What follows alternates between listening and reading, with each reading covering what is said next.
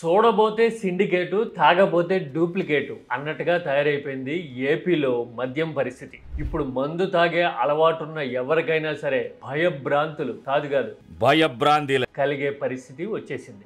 ప్రభుత్వం just like that చేతులు దులిపేసుకుంటున్న తర్వాత మీడియా కూడా వాటంగా రెండో రోజుకే మొత్తం అంతా కవరప్ చేసేసి సర్దుబాటు అయిపోయింది అన్నట్టు చెప్పడానికి ట్రై చేయడం చూస్తూ ఉంటే ఏపీలో మందు తాగే వాళ్ళ మెడకి కల్తీ మద్యము దోపిడీ అనే తాళ్ళు అధికారం ఎలా బిగిస్తోందో మనకి అర్థమైపోతుంది. తంబళపల్లిలో 17,000 బాటిళ్లు బయటపడమే కాదు, మరో 10,000 బాటిళ్లకు సరిపడా కల్తీ మద్యం డంపు ఫ్యాక్టరీ బయటపడడం అనేది 2 రోజులకే సద్దుమణిగేంత చిన్న విషయమా? రాష్ట్ర వ్యాప్తంగా ఇప్పటికే కనిపిస్తున్న లీడ్స్ చూస్తూ ఉంటే ప్రతి 3 బాటిళ్లలో ఒకటి నకిలీదే అంటూ విపక్ష నాయకుడు జగన్ నేరుగా ఆరోపించడం కనపడుతూ ఉన్న తర్వాత అసలు ఏపీలో మద్యం చుట్టూ ఏం జరుగుతోంది? ఇందులో 3 ఆస్పెక్ట్స్ ఉన్నాయి ముఖ్యంగా: పొలిటికల్, ఫైనాన్షియల్ అండ్ ప్రీవియస్. ఈ 3 ఆస్పెక్ట్స్ చూస్తే కనుక అసలు మద్యం ఎవరికి కిక్కు, ఎవరి కనుసన్నల్లో ఇలాంటి గేమ్ అంతా నడుస్తుంది అనేది మనకు అర్థమవుతుంది.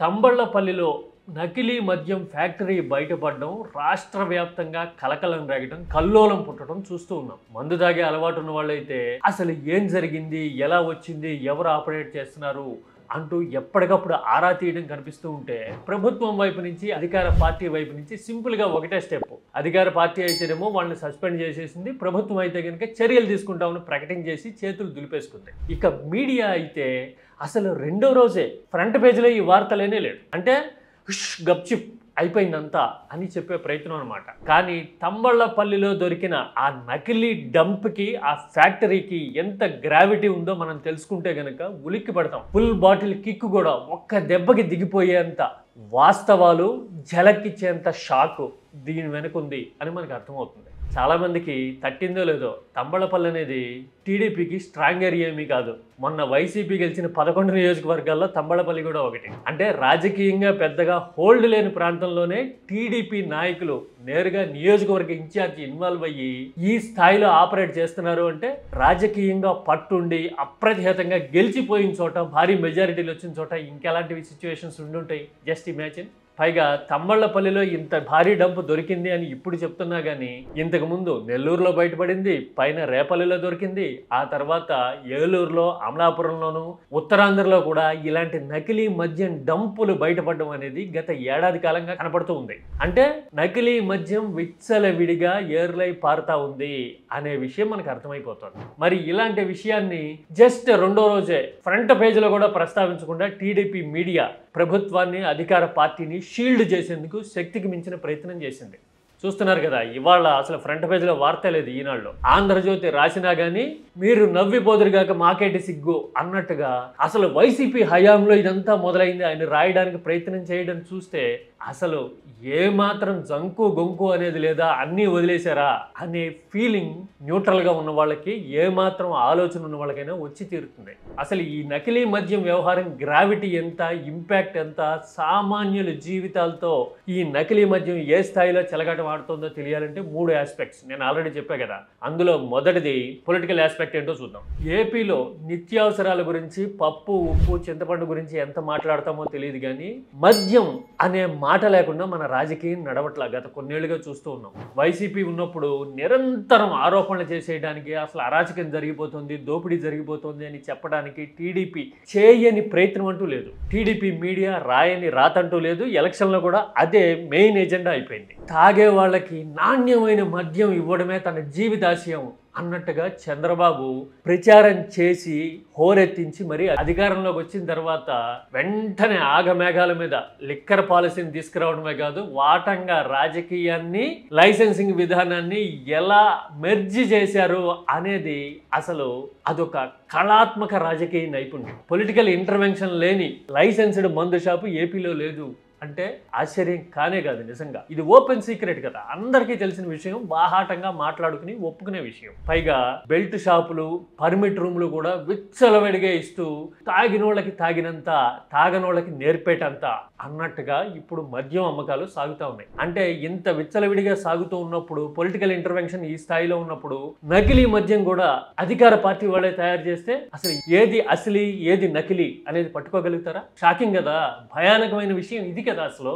ఆ తర్వాత 30,000కు పైగా ప్రాణాలు పోయినాయి జగన్ హయాం మద్యంతో అని కూడా ప్రచారం చేశాం కదా, చూసాం నిన్న మొన్నటి వరకు. చాలా ఆశ్చర్యకరంగా వాస్తవాలు తెలుసుకోవాలి అనుకునే వాళ్ళకి కళ్ళు తెరిపించేటట్టుగా కేంద్రం ఒక నివేదిక రిలీజ్ చేసింది.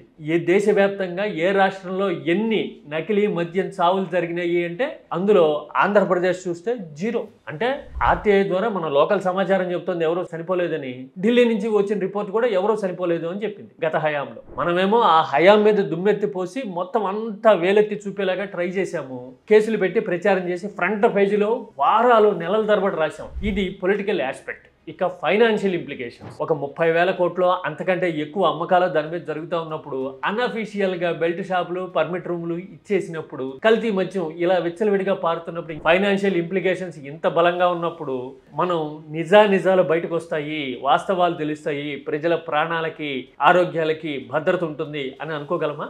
ఇది రెండో ఆస్పెక్ట్. ఇక మూడోది ప్రీవియస్, అంటే హిస్టారికల్ ఫ్యాక్ట్స్ తిరిగేసి చూసినా కానీ వాస్తవాలు మనకేమంత అనుకూలంగా లేవు. అసలు ఈ రాష్ట్రంలో మద్యపాన నిషేధం అనే చరిత్ర తిరిగేస్తే కనుక దాని చుట్టూ ఎలాంటి రాజకీయం నడిచింది అనేది చూస్తే అప్పుడెప్పుడో రాచకొండ విశ్వనాథ శాస్త్రి రాసిన 6 సారా కథలు అనే సాహిత్యం కూడా వెలవెలబోతుంది. వాటంగా అలాంటి సిచ్యువేషన్ని రాజకీయంగా అనుకూలంగా మలుచుకున్నది ఎవరు? అధికారంలోకి వచ్చేసిన తర్వాత క్రమంగా మద్యపాన నిషేధాన్ని ఎత్తేసి దండుకున్నది ఎవరు? డిస్టిలరీస్ కి లైసెన్సులు విచ్చలవిడిగా ఇచ్చింది ఎవరి టెన్యూర్లో? సారా కాంట్రాక్టర్లుగా ముద్రపడి కడప, చిత్తూరు లాంటి జిల్లాలకు పరిమితమైన వాళ్ళని ఎలివేట్ చేసి చేసి చేసి చేసి చేసి పెద్ద నాయకులైపోయారు వీళ్ళు అని ప్రొజెక్ట్ చేసి రాజకీయాన్ని, మందు వ్యాపారాన్ని విడదీయలేని కంజాయిండ్ ట్విన్స్ చేసేసింది ఎవరు?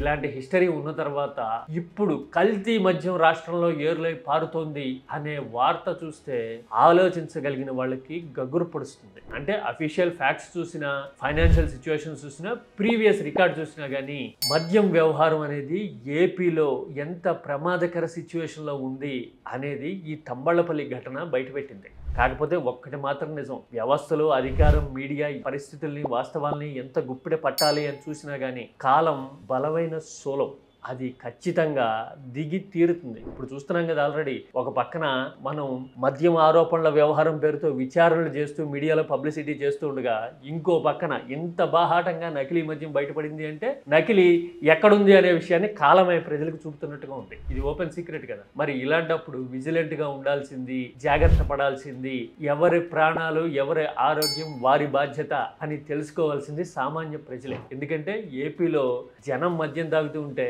రాజకీయం వాళ్ళ రక్తం దాగే పరిస్థితికి వచ్చింది. మరి అందుకే కేర్ఫుల్ గా ఉండాలి. ఇంత సీరియస్ టాపిక్ చెప్పిన తర్వాత ఆట విడి పుండి తీరాలి కదా, అందుకోసమే మద్యపాన ప్రియుల కడుపు కొట్టావు జగన్.